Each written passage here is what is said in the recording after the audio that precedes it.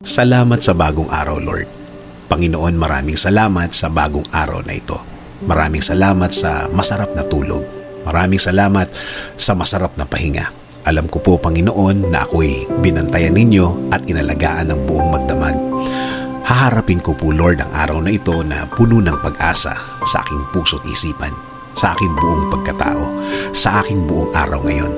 Alam ko po, Lord, na hindi mo ako iiwan ngayong araw na ito at patuloy niyo akong sasamahan at bibigyan ng guidance.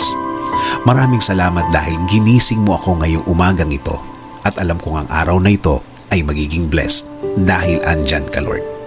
Punuin niyo po, Lord, ng kasiyahan o joy ang aking puso.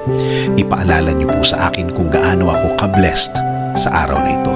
Lagyan niyo lagi ng dahilan ang aking kasiyahan at mga dahilan kung bakit magiging thankful po ako.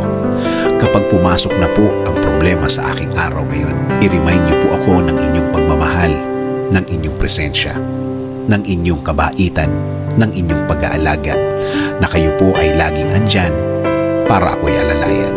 Kapag ako ay nanghihina, ipaalala niyo po sa akin na lagi po kayong andyan para ako'y tulungan, para ako'y alalayan, para ako'y alisin sa isang problemadong sitwasyon.